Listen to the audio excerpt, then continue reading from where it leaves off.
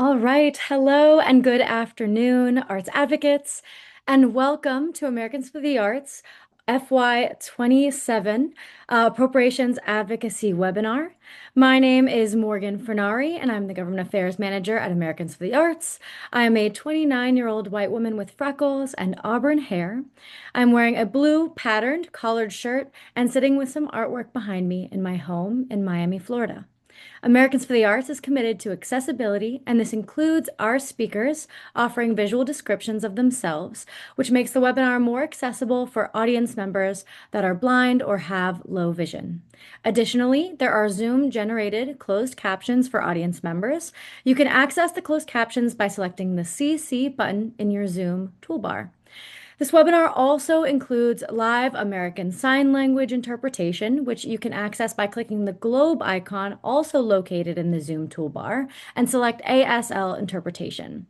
We welcome our interpreters, Taylin and Judy, and thank them for their help today. So we want you to ask your questions today. We are here to make sure you are getting all of the information that you need to be successful this season, and you have access to the Q&A feature, which is also located in that Zoom toolbar. That way you can ask our speakers questions throughout the webinar, and we will do our best to answer all questions either by responding through the Q&A feature or aloud during the allotted Q&A segments of the webinar. This webinar is also being recorded and will be available for you to watch and share soon. We will be sending out an email to alert you when it is ready to view. In the event that we don't get to all of your questions today, please reach out to Americans for the Arts Public Policy Manager, Olivia Tarpley, so we can all keep in touch. So we're very excited to host this webinar today because today's session will begin with two wonderful panels, and they will share their insights and perspectives on the importance of the FY27 appropriation portals process and why arts advocates should engage in this stage of advocacy. Before funding priorities are finalized, members of Congress ask their constituents which programs should be prioritized and at what amounts. These formal submissions, known as appropriations portal requests, are one of the earliest and most direct ways to influence federal arts and culture funding. Following the panels, the Americans for the Arts team will walk you through our appropriation portals guide, which we have created to make this process as seamless and easy as possible for you to complete. We'll then close the session with updates from Capitol Hill, along with additional ways you can take action today to support federal arts funding. Our AFTA staff speakers today are myself, Morgan Fernari, Olivia Tarpley, our Public Policy Manager, Tushar Swain, our Public Policy Director, Jay Dick, Senior Director of Advocacy and Partnerships, and Nina Azutunjali, who is the Chief Counsel of Government and Public Affairs. We also have three excellent guest speakers for you today. Margaret Keogh, Director of Advocacy at Mid-America Arts, Rebecca Yeager, the Executive Director of the Alabama Arts Alliance, and Harper Pickering, who is a House Appropriations Committee staff. Thank you all so much for being here, and I'm going to kick it over to my colleague Tushar Swain.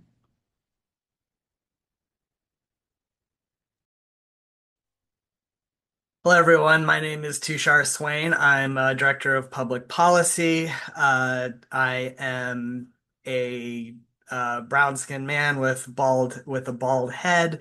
I am wearing glasses today with a blue shirt and blue jacket and some art behind me.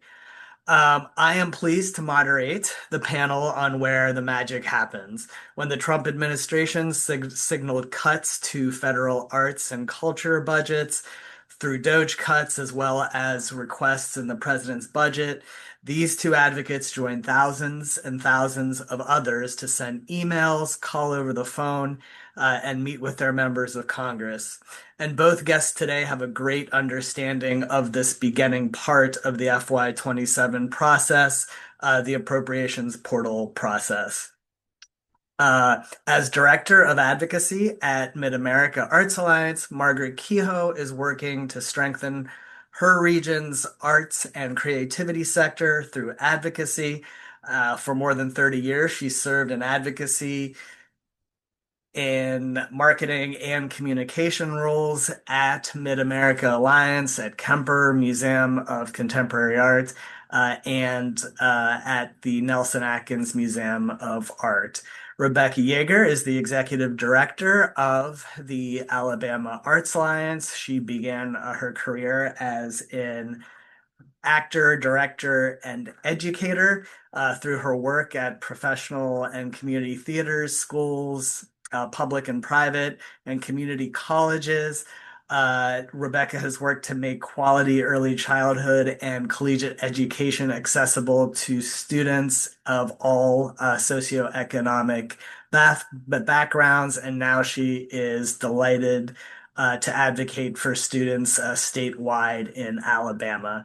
Thank you both for joining us today. Margaret, I'm going to start with you. Can you just explain a little bit about the appropriations portal request process as you know it, and why it's important to submit these requests? Sure. First, let me introduce myself. I'm Margaret Keogh with Mid-America Arts Alliance.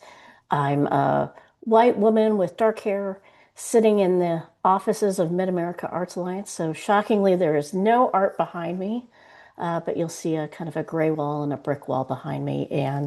Um, and I'm sitting here in our offices in Kansas City, Missouri.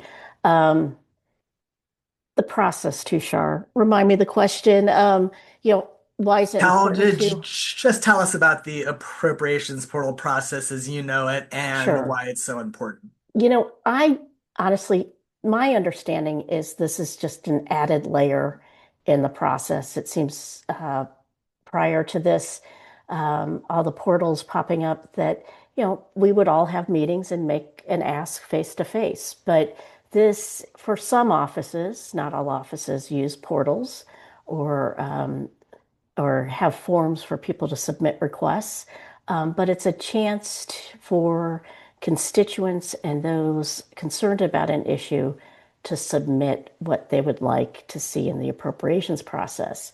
And I really approach it as, if an office says they want to see a form come in or a request made, we're going to make sure that that gets to them.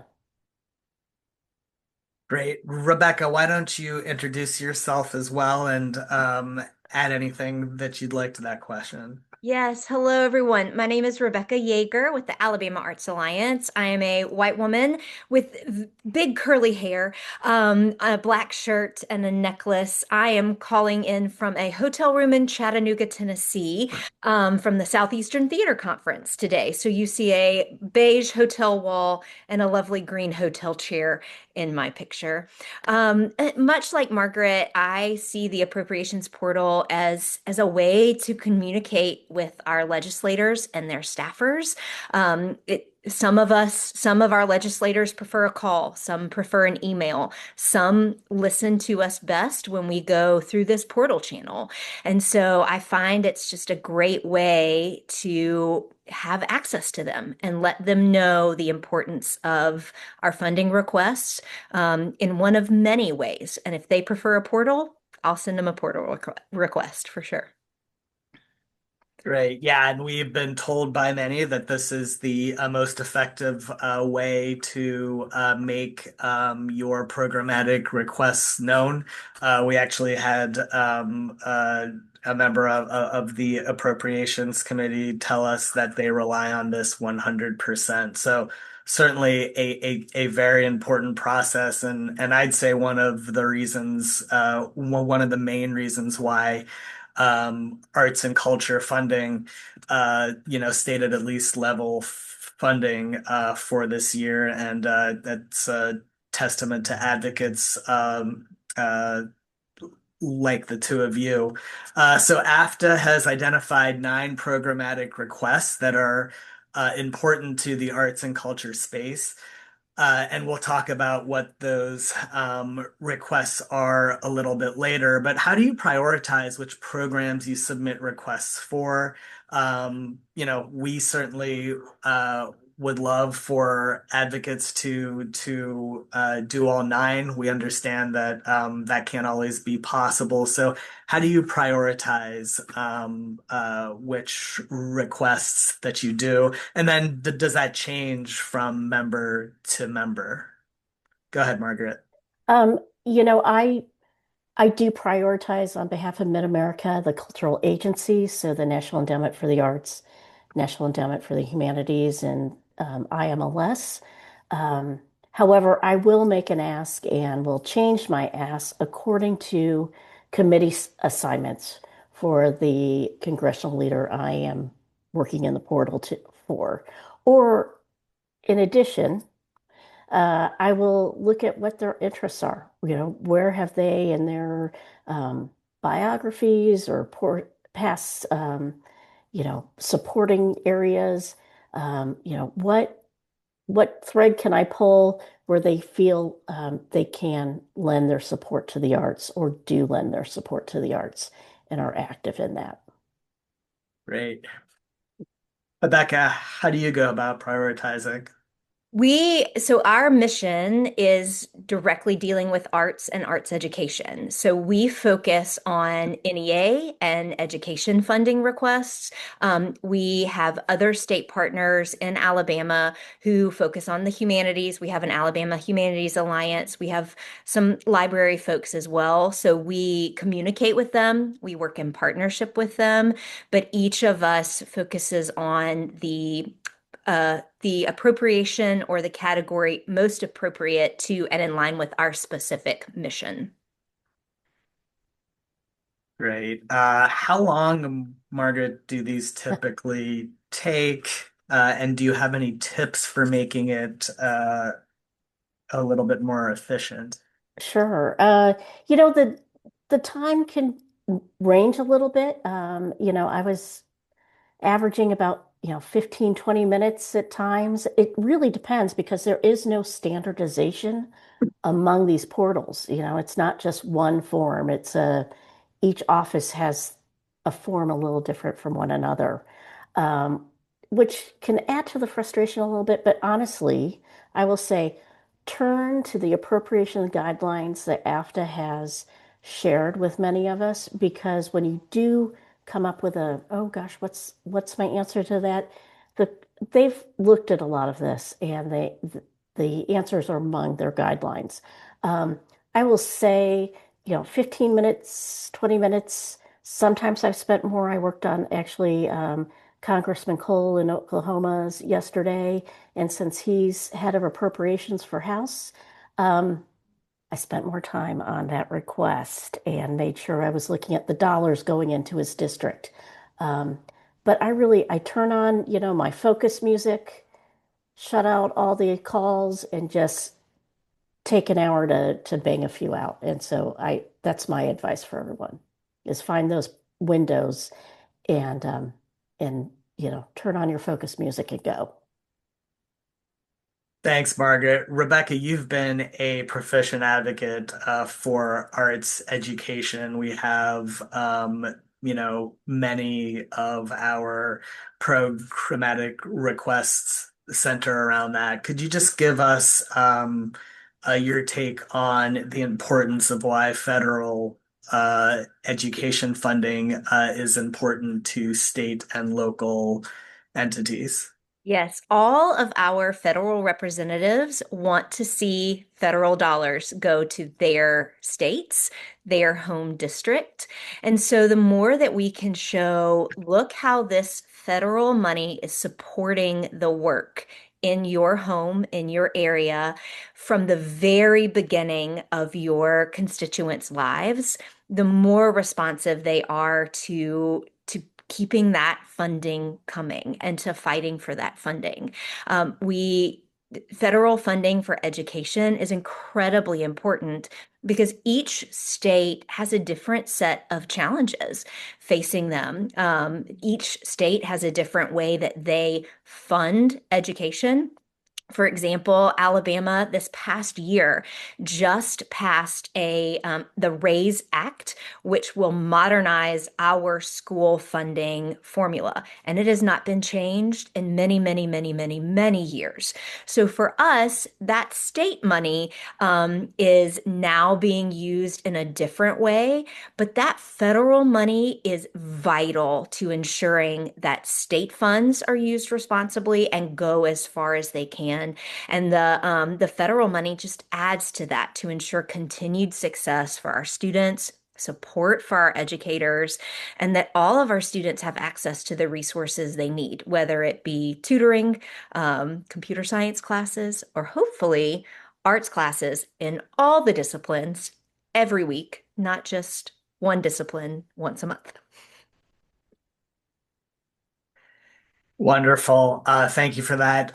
Just looking at some of the questions in the chat as to how does one find the portals and where can one access instructions for it. And Margaret's fantastic and I think answered one, but we are going to delve into that with Olivia Mhm. into much greater detail in a little bit. Um, uh, a question for both of you, and I'll start with Margaret. Uh, why do you think that some advocates don't engage in the appropriations portal process? Do you think like it's an awareness issue? And if so, what can we do here at AFTA as well as our partners and advocates to make advocates more aware of the importance of these portal requests? Sure. Why aren't they taking part in this process? I think they don't realize it's now part of Yeah. the process. It still, to me, feels fairly new. Um, and and knowing the technicalities involved with kind of the way we make our asks are just things we all need to have more assurances that, you're doing the right thing. I think also they think these requests are going to take more time than they do. Because while I set it 15, 20 minutes each, I've done some a lot faster.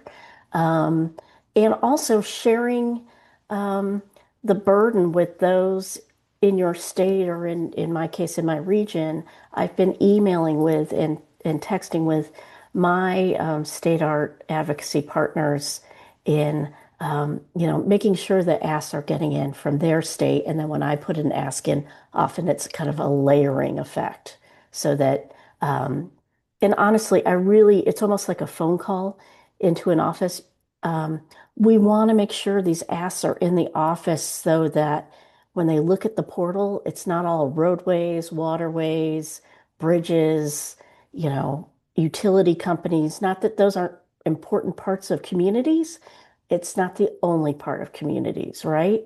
And so we need to be just as savvy as other sectors about getting our messages into offices. Rebecca, your thoughts? I agree with Margaret. I think it's people just don't know that this is part of the process they can engage in. When we do advocacy calls, we tell people to email their representative, to call their representative. But sharing with folks that a portal request is a way to get seen and be heard and get your name on the books right next to the power companies and the bridge builders is just not something that we have shared in the past. So I think spreading that word about portals and how accessible they are. I think this is a wonderful first step in making that an even wider knowledge for folks.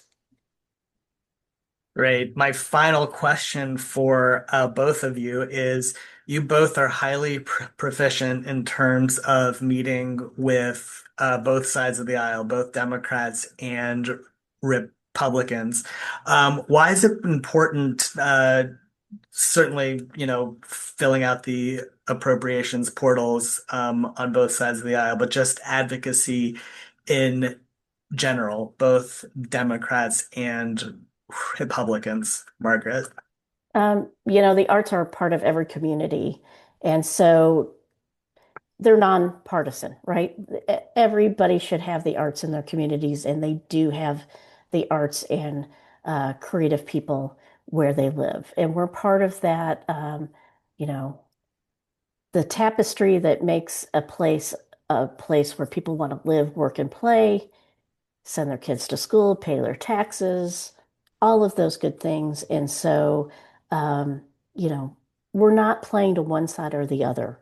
Um, Now, some offices I meet with, which I know they're art supportive, will say, hey, get out of here and go talk to the other guys. And so, I might skip the portal request. Not that I should probably not say that on this call, with my congressional leader, with my congressman, because I know he is accepting the Dear Colleague letters right now. And so he's one of the signers on that letter. So I don't need to focus there. I'm going to focus my efforts on maybe some people who don't see the arts as an essential and fundamental part of their communities. Thanks, Margaret. And Nina will be talking a bit about Dear Colleagues a little bit later. Rebecca, the importance to you in terms of advocating in a bipartisan fashion. The arts are what make us human, right? They are vital to our mental health, to our community well-being, to our robust education. And those three things are things that politicians, no matter their political affiliation, agree with. Those are three things that Americans, no matter their political affiliation, agree with. And so making sure that all of our elected officials see the humanity of their constituents, no matter if they are Republican or Democrat, is incredibly important. And like Margaret said, some of our politicians need a little more work to see that, right? Need a little more frequent reminding. But those that I can count on to sign that Dear Colleague letter, to always vote for NEA and arts funding to support the arts in their district, I love to send them a quick thank you, we could not do this without you, because maintaining and nurturing those relationships are also incredibly important. The bulk of my energy does go to those who need a little more attention, but I do love to send that thank you letter. I think it's incredibly valuable because those staffers who intercept, excuse me, those letters do not always hear those thank yous, and a thank you can go a long way. Well, thank you both for your wonderful insights. You both are just absolutely amazing advocates, and thank you for all your partnership, your friendship. We've talked here about how to make your programmatic request to your member of Congress, and now I'm going to turn it over to Jay to talk about how this moves through the Appropriations Committee. Take it away, Jay. Thanks, Tushar. Good afternoon, everyone. My name is Jay Dick. I'm the Senior Director of Advocacy and Partnerships here at Americans for the Arts. I am a 50-something gay white cis male with brown hair, a short graying beard, calling in from my home office here in Fairfax, Virginia, where I'm surrounded with the mementos from my career. I am joined by Harper Pickering, who is Member Service and Coalitions in Member Services and Coalitions at the House Appropriations Committee. And what is really cool about Harper is that he works for the committee, not a member of Congress. I think this is the first, Harper, I think you're our first committee staffer that we have had on one of these webinars. So we really are looking forward to hearing from you. And the nice thing about it is there's going to be a little difference in what Harper's doing because we're talking about the portals, and I see a lot of great questions in the Q&A, and you're jumping ahead. So we're going to get to all those answers here, especially when Olivia is talking. But Harper's going to have some really good information because we're talking about getting the information to the members of Congress, and then the members of Congress take all that and they send them to Harper and his boss, and they work through it. So Harper, welcome. Please tell us a little bit about yourself and what you do at the Appropriations Committee. Yeah, Jay, thank you for the kind introduction, and I'm very excited to be here with AFTA and the opportunity for this discussion. First, about me, I'm the youngest of five brothers. I'm from Jackson, Mississippi. I'm 5'11". Didn't quite meet the 6 foot threshold, but today I'm wearing a blue suit, purple tie, and a light blue unbuttoned shirt. I'm sitting in the U.S. Capitol building right now in our office here today. I attended Ole Miss where I double majored in public policy leadership and business. I graduated in 2022. Shortly thereafter, moved to DC, and that is where I got my start. Interned for Congressman Michael Guest, a great member, great man, and great Mississippian. And during that time, I was looking for full-time work and got connected to Team Coal. And it was around October, November, and at that time, Congressman Cole was becoming chairman of the House Rules Committee. And there was a position available, and I interviewed, and since then, I've been with him coming up on 4 years. And during that time, I worked for the Rules Committee for 1 year. After that, I came to the personal office for a year. And after a year in the personal office and serving the people of Oklahoma's 4th District and really enjoying my time there, I came over to the House Appropriations Committee with the front office, member services and coalitions team. I've been here for about 15 months, specializing in coalitions. And I know following up, one thing we wanted to touch on was my favorite art form, and that would be music. I play guitar myself. I'm not very good, but I've been playing for 2 years and really enjoy songwriting, writing, and kind of the whole process of visualizing, communicating, and watching that song come to life from beginning to end. So that is a little bit about myself, but the member services and coalitions team. Two things I want to break down. So member services is all internal. So when you think about the committee and House Appropriations and our team, member services focuses on everything internal. So working with members of Congress, working with appropriators, and working with their staff. And as we go through the appropriations process for FY27, being a resource for them. And similar to my role with coalitions, it's the same thing for external groups. So stakeholders, AFTA, try to be there, any flags, concerns, priorities, and walk them through the process. Perfect, Harper. Thank you so much. So, Harper, you said, all of our members, for the most, or people that are on this webinar, are working with their members of Congress to get them to submit portal requests, which are, really essential to making sure that all the members of Congress understand, what their constituents care about. So, but let's switch a little bit. So, how does you on the Appropriations Committee, with, again, Chair Cole, how do you guys all work with the various appropriation committee members? Like, how do you connect with them? Yeah, so great question, Jay. So with the front office's role, kind of step back for if you want to talk about the conference as a whole, Congress as a whole, or you want to focus on the 35 Republican members and the 28 Democrats as just appropriator, or do you want to discuss every member of Congress No, I was or going to just every talk about the congressman? appropriator. So, how Okay, many different yeah, appropriations bills? How do and like how are yeah, you absorbing what the appropriations yeah, committee members are telling you? And yeah. For the majority side, for every Congress, there's 35 appropriated from the majority side, 28 on the minority side. There's one chairman and one ranking member or ranking woman. And then there's 12 cardinals. So there's 12 different appropriations bills, and there's 12 cardinals, 12 what's a vice. card for our friends? So a cardinal is a chairman. So he would be the head of that subcommittee for 12 different appropriation committees, and he is the chairman, chairwoman of that said appropriations committee, which is responsible for one particular individual funding bill every year. So you're going to hear the number 12 a lot. So there's 12 bills every year. There's 12 cardinals and 12 subcommittees.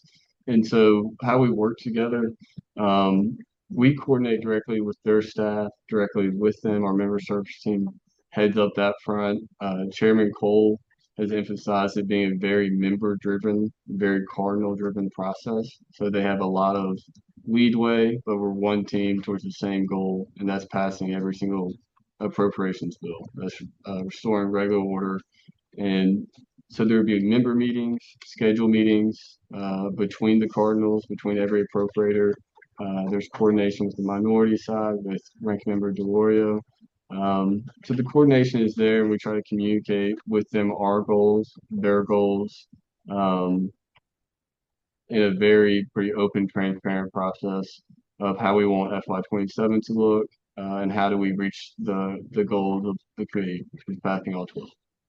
Yeah, we've been very lucky here at American Arts and the arts community that Chair Cole is very receptive and very is just a good guy. And he went to my same alma mater, so we share some backgrounds with him, and even Chair Simpson of the Interior Appropriations, a Yeah. good strong leader for the arts and culture. So switching Harvard a little bit to the portal request, aka programmatic funding requests for different federal agents, NEA, NEH, stuff like that. From a member of Congress's perspective, how important are they? So from a perspective, uh, I know you mentioned it earlier. I think Rebecca and Margaret mentioned it earlier. The committee does not make up or create requests. We receive requests, and so programmatic request is essential to the process. We have to receive it from a member of Congress. So the request has to come from their portal to one of the subcommittee portals. So without those requests, essentially we're losing the water of the appropriations process. So to answer your question, requests from members of Congress is what makes this work. It's how the process works, and I couldn't emphasize the importance of programmatic.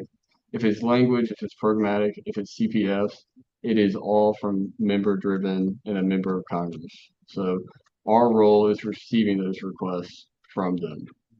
So if a member of Congress doesn't receive any requests about the arts and culture, they're not going to pass it on to you, and therefore Right. nothing happens. Right. And like AFTA in this conversation right now, stakeholders and associations, business groups, and that member of Congress's district, their role is to be their own champion, to educate, get in front of the staff.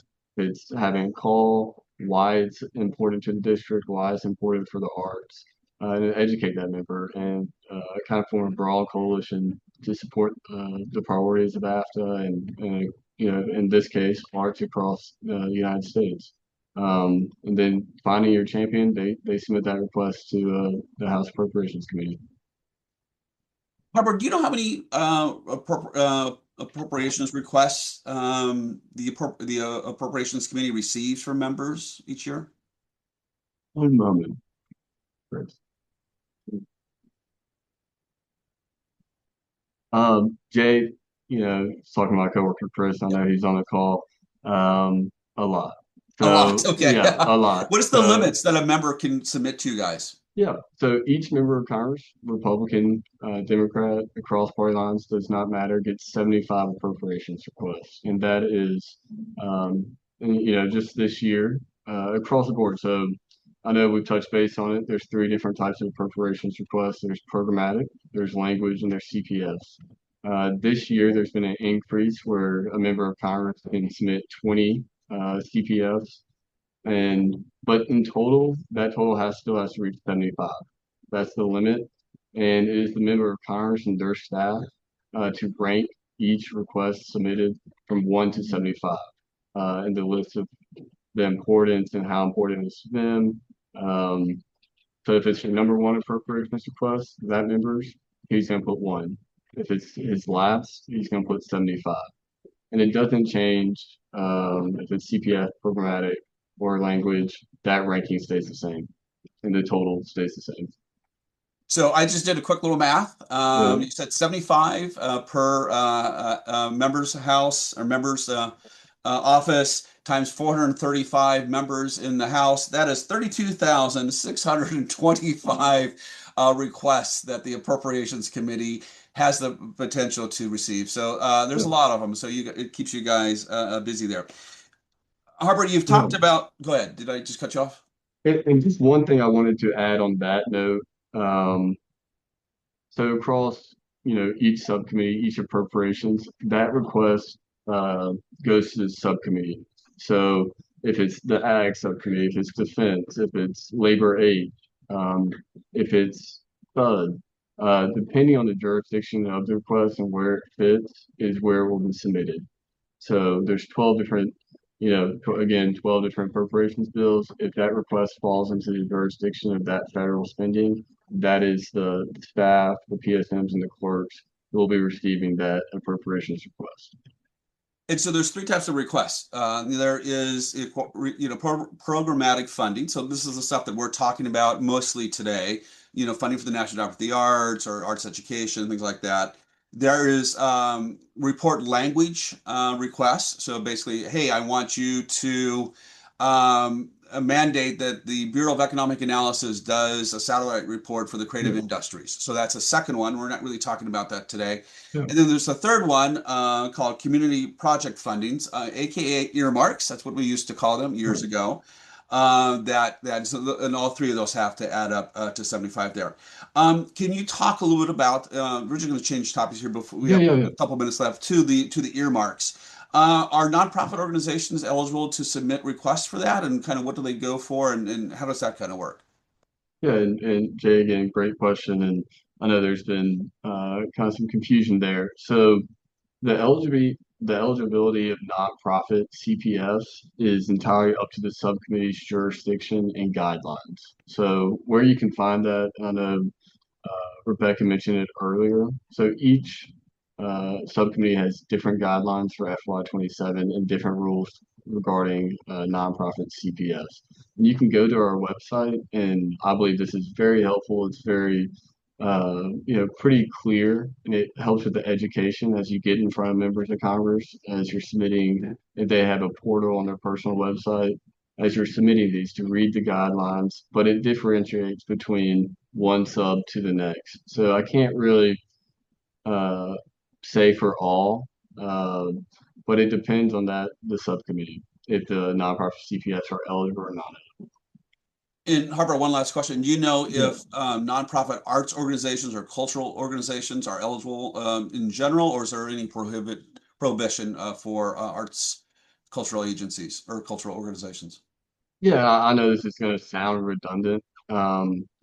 Again, so nonprofit CPS for them, that would probably fall in the jurisdiction of the labor age subcommittee. For the FY27, that would have to be their guidelines for this year. And again, I would uh, look at those guidelines. I don't want to speak on behalf of the labor age subcommittee or their staff. I know their guidelines have been posted, and the answer to that question we found in the guidelines.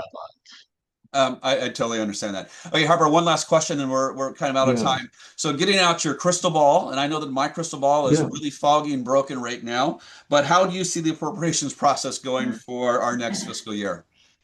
Yeah. Like Chairman Cole, I'm a radical optimist, and if you would ask anybody last year, I don't think I, could find a person who believed that we could pass all 12 appropriations bills in the House in a format of regular order.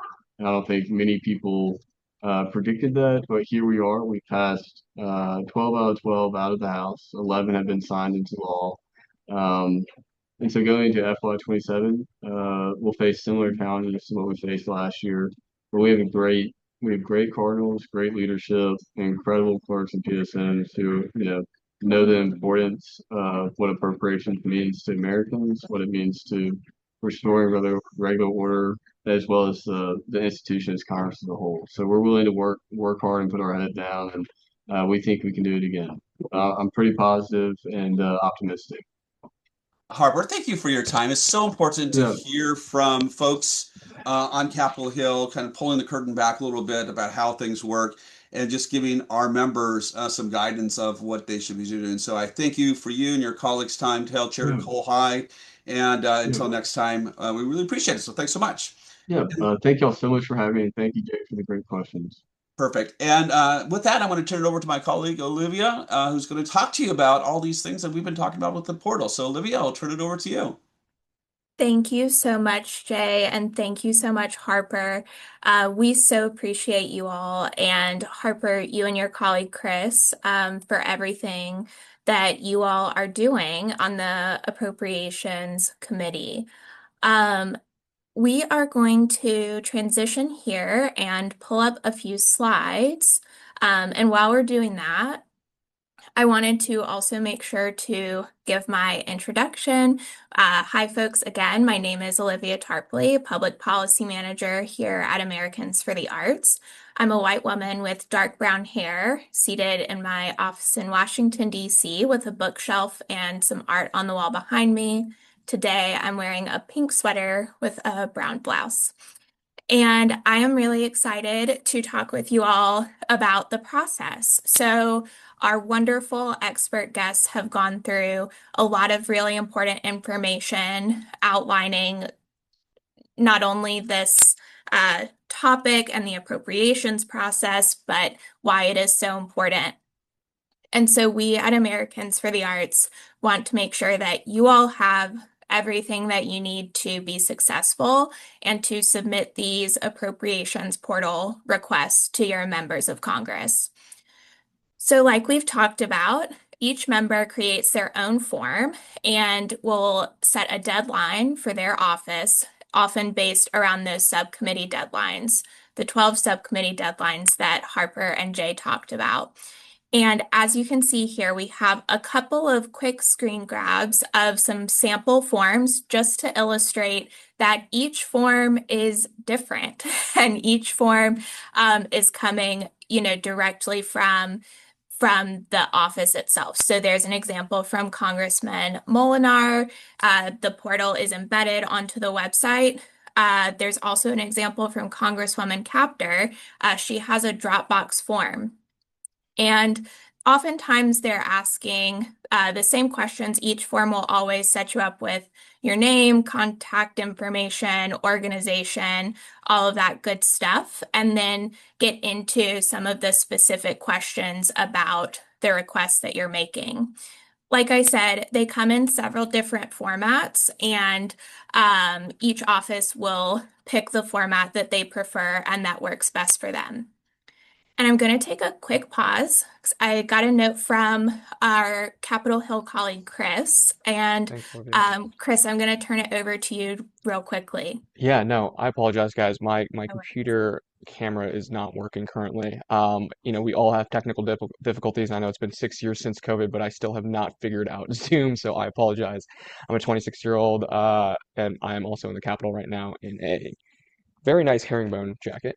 But yeah, in terms of the question that Harper answered in terms of CPF specifically for the arts, again, I wouldn't just go to one subcommittee. I would honestly just keep looking at the guidances online. I think the link was in the chat as well. Just make sure that you guys are reading it very closely. There are stringent requirements that our subcommittee staff really goes through quite quite well. So again, read the subcommittee guidance when it comes to any nonprofit CPFs. Nonprofits have definitely been, there are definitely more stringent requirements this year. So again, just read it carefully, please. Go through the different subcommittees that handle CPFs. So that's the best advice I could give. Sorry, Olivia, to take away from your show here. I do have to hop off, but thank you for inviting us. Thank you. No worries, Chris. Thank you so much for that clarification. And again, reiterating for the audience, this specific clarification was about community project funding, abbreviated to CPF, which is we've colloquially called earmarks. So really appreciate the clarification there related to community project funding. So getting back into our programmatic portals, we'll move on to the next slide and continue to talk through the different questions and some of the other process pieces of submitting the programmatic spending requests. Again, reminding folks that the programmatic spending requests go through those 12 annual appropriations bills and are collected by your members' offices, which they then share with the specific subcommittee of jurisdiction to determine funding priorities for fiscal year 2027. So on average, these requests take about 30 minutes, and advocates from all sorts of different sectors, like Margaret and Rebecca talked about, are submitting these requests, and it is going on record submitting the formal ask for a specific program to be funded federally funded in the appropriations process. So the example that we'll be talking about today is the National Endowment for the Arts, which we know many arts advocates are very interested in protecting funding for the NEA and making sure that that's funded from year to year.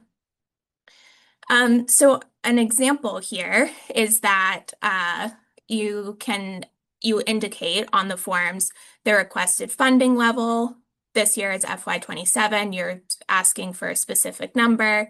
What was funded last appropriations season, FY26, and then some other questions often related to the president's budget, how the funding will affect a specific congressional district or state. And all of this information helps your members, to determine what to submit to the relevant subcommittee. Again, want to reiterate that this is an active process, and you are helping your member of Congress and your senators to make their priorities based on what's important to you as a constituent. And we'll go over to the next slide. So what you're seeing now is just the first part, just a screenshot of the first part of the sample funding request that we at Americans for the Arts provide for advocates to assist in completing the forms. So it's, again, a sample, and it's taken from considering what are the most asked questions and the information that you as an advocate need to know to successfully fill out the form. So as we've mentioned throughout the webinar, these types of requests are called programmatic funding requests. And then for our example, the National Endowment for the Arts, you're requesting the corresponding subcommittee is the Interior, Environment, and Related Agencies Subcommittee. And then it goes through the different funding levels, specifically asking what is the funding request for FY27 and giving some historic background of previous funding levels. There's often also questions about the president's budget. The president's budget for FY27 has not yet been released. So until it gets released, the answer there is not applicable or TBD. Depending on space, you can indicate that the president's budget has not been released. And then it goes through some additional information. The parts that we encourage you as an advocate to customize are the impact on your community and ways in which the funds help to support arts programming, again, in your local communities. So this is just a sample. As we move to our next slide, you'll see that this is the list of programmatic funding request templates that we provide for the arts and culture field and arts education advocates. So we will be soon sharing all of the information you need on a web page. It'll come to you in a follow-up email along with the recording of this webinar, and you'll be able to access information to complete all of these different appropriations portal requests.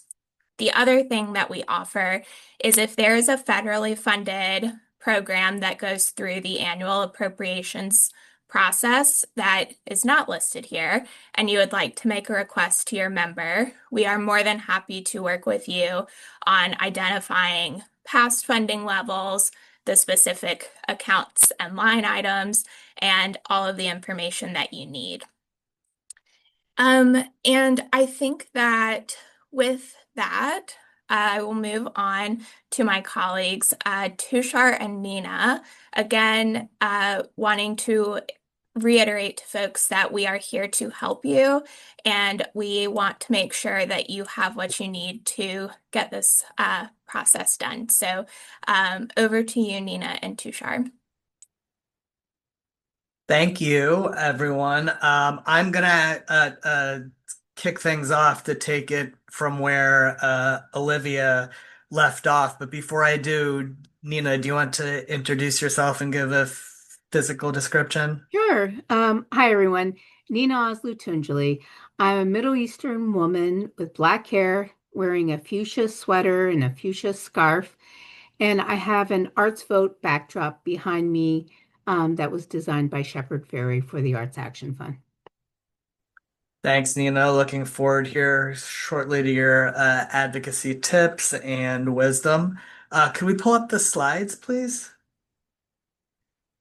Thank you. And so just again, just going off of Olivia's great presentation, these are our funding asks. So most of you know the National Arts and Humanities Act of 1965 created the National Endowment for the Arts, which is the largest funder of the arts and arts education in communities nationwide. The NEH is the only federal agency in the US dedicated to funding the humanities. And you can see here that last year it was funded at $207 million. That is level funding from fiscal year 2025. The president requested a zero budget, so elimination last year. We anticipate that again, but we are asking for $213 million, which is an inflationary bump, but a very necessary one. The Institute of Museum and Library Services. This is the primary agency responsible for helping libraries and museums connect people to information and ideas through research, through granting, some technical assistance as well. And we've broke down the funding asks to the Institute's two main components, the Library Services Technology Act. This is the only federal program that provides funding exclusively for libraries. It was reauthorized most recently in 2018, and state library agencies use these grants to fund and support state and local initiatives. And our funding ask here is $232 million, about a $20 million increase from last year. We're following the lead from our friends at the American Library Association. And the Office of Museums Services Act oversees and administers the agency's museum-focused grant programs, and so offers supports for all types of museums, including arts museums. And we are looking at requesting $55 million this year, which would be about a $12 million bump from last year. Next slide, please. And then, as we talked a lot about, particularly with Rebecca at the beginning of the webinar, we certainly support arts education, and despite what's happening at the Department of Education, we saw that Congress level funded most well-rounded programs. And so the Every Student Succeeds Act provides for a well-rounded education, which includes arts education as well as music education, and the funding streams that come from the federal government down to state and local entities can and should be used for arts education. And so we advocate for the Assistance for Arts Education Act, or the Assistance for Arts Education Program, which is the model arts education program where arts educators, community providers can learn about some of the innovative models for teaching arts education. We're looking for a simple $3.5 million increase. Most of you probably know what Title I Part A is. It's the oldest law within the Elementary and Secondary Education Act. focusing on low income areas as well as low income or as well as children from low income families.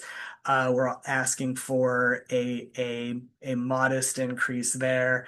And then Title II is the professional development block grant. So if you if well-rounded is the definition, then well-rounded educators, including arts educators, should benefit from professional development funds. And then Title IV, Part A, which is the Student Support and Academic Enrichment Grants.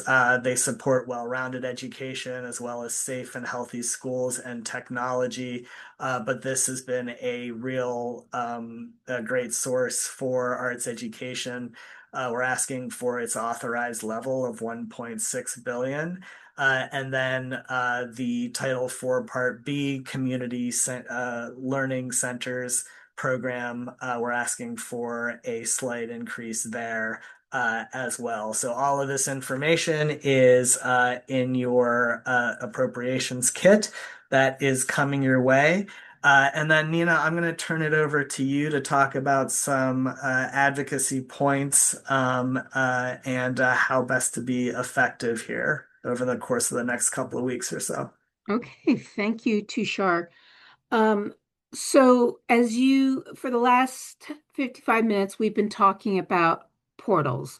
And this is kind of like applying for a grant. Can you imagine going into a foundation and after their deadlines are over of applying for a grant, you go in there and say, I have this great idea and I'd like to see if I can get money for it this year.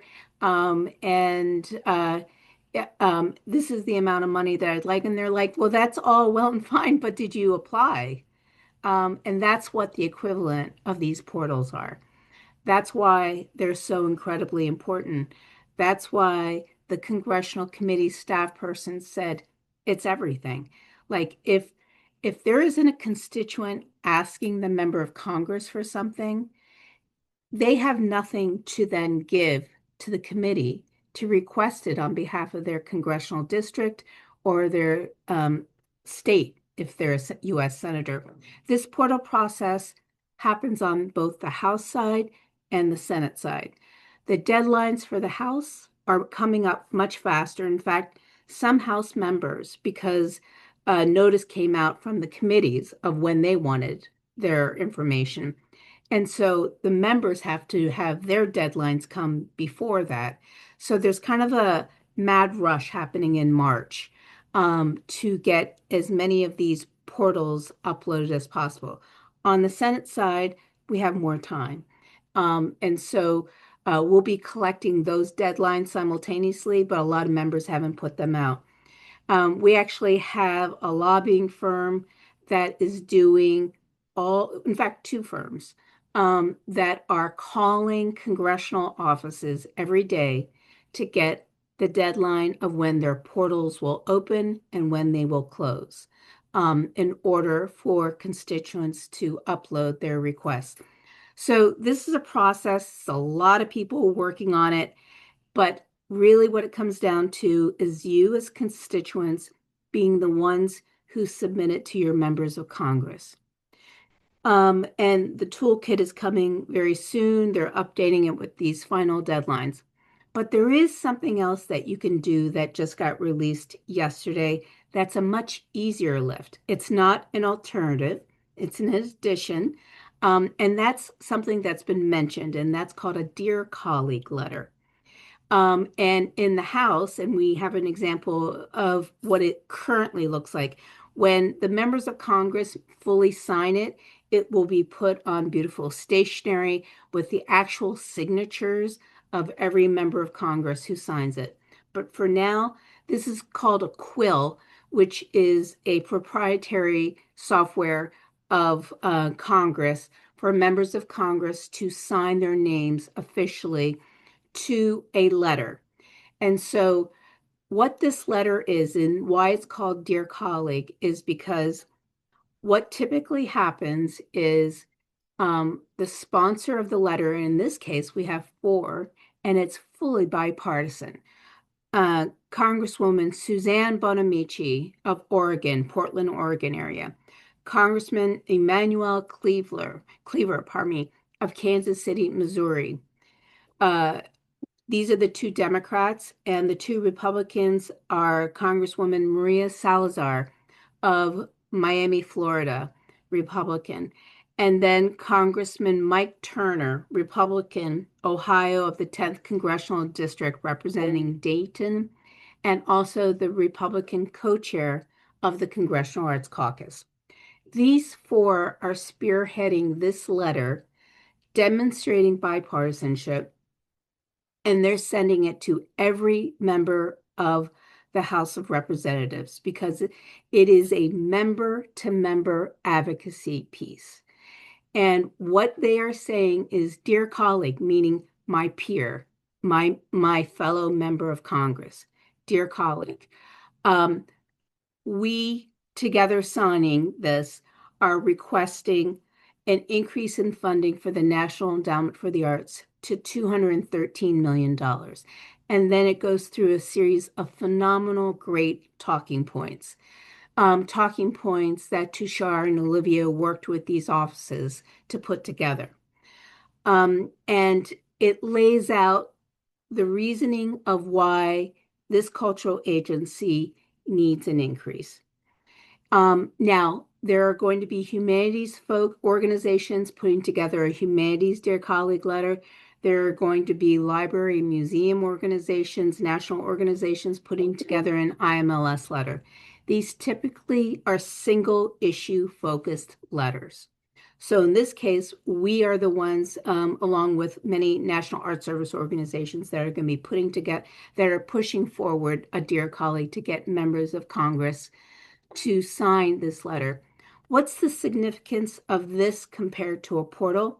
Well, a few things. One is power in numbers.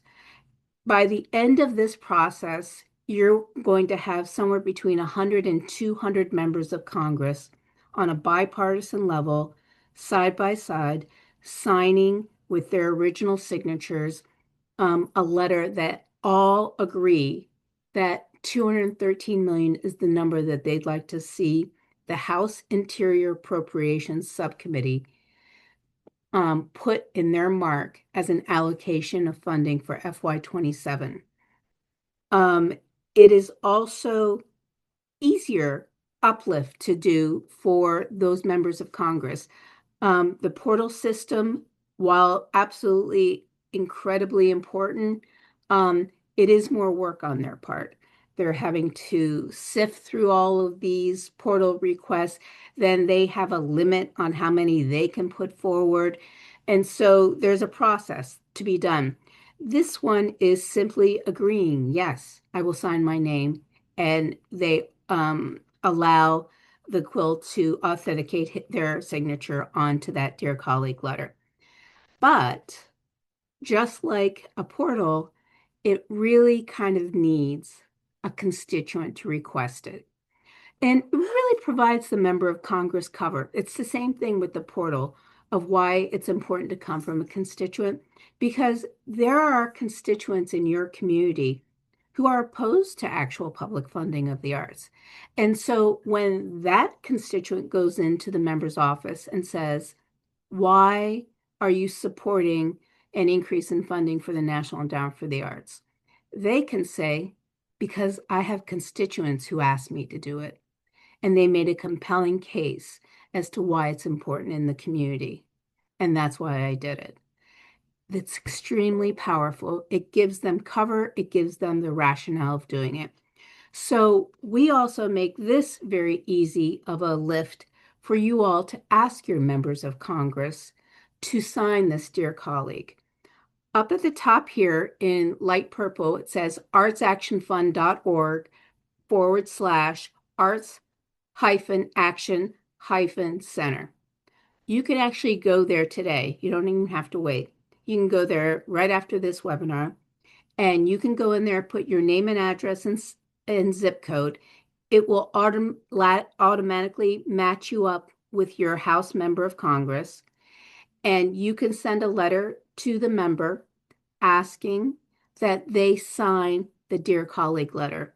And there is a very hard deadline on this.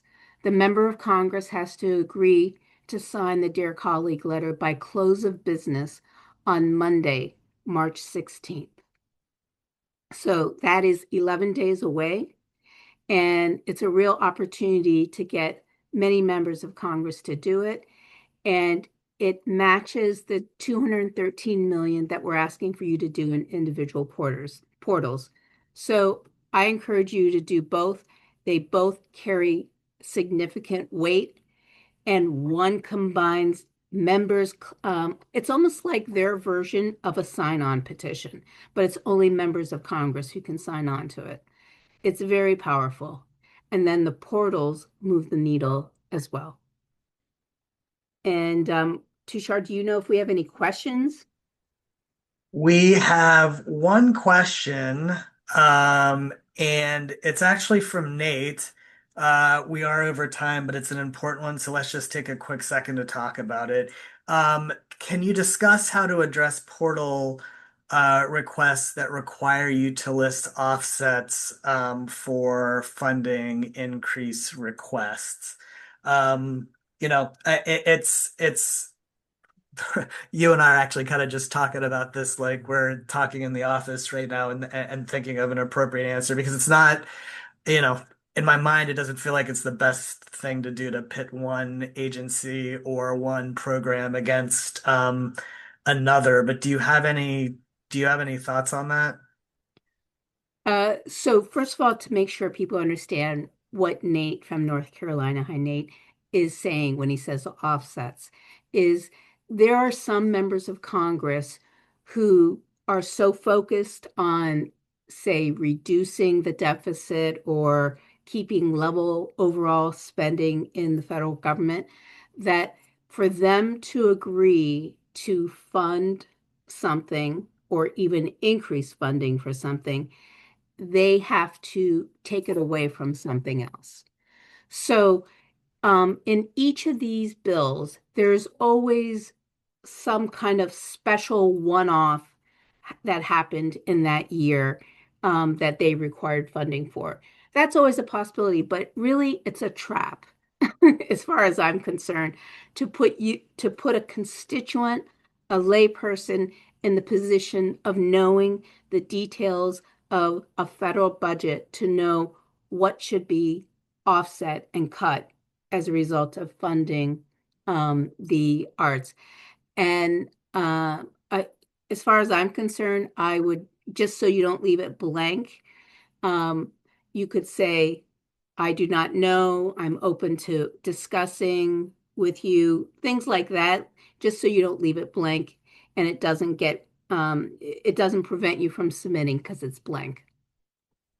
Thanks, Nina. And, if you have a specific question on that or the portal is working in a way that it might not function quite in that way, we want to hear about that and we want to try to help out as much as we can.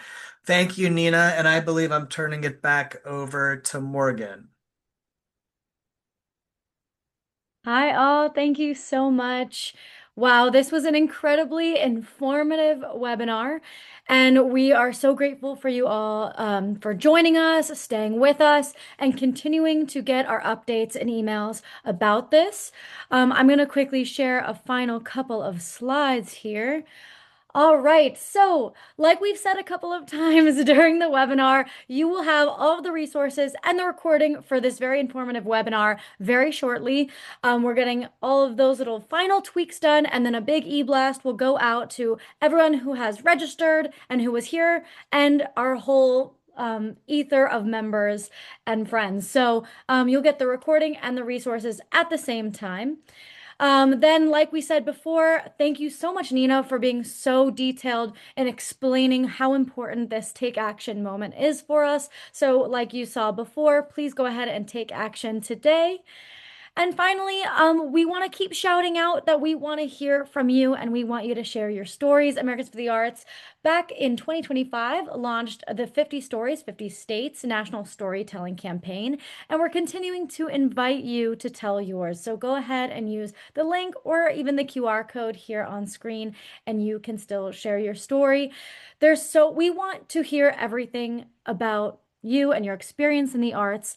And we want you to continue to use that in your advocacy, like we've talked about today. So thank you again for being here. Thank you for all that you do, and have a good rest of your day. Appreciate you so much. Goodbye.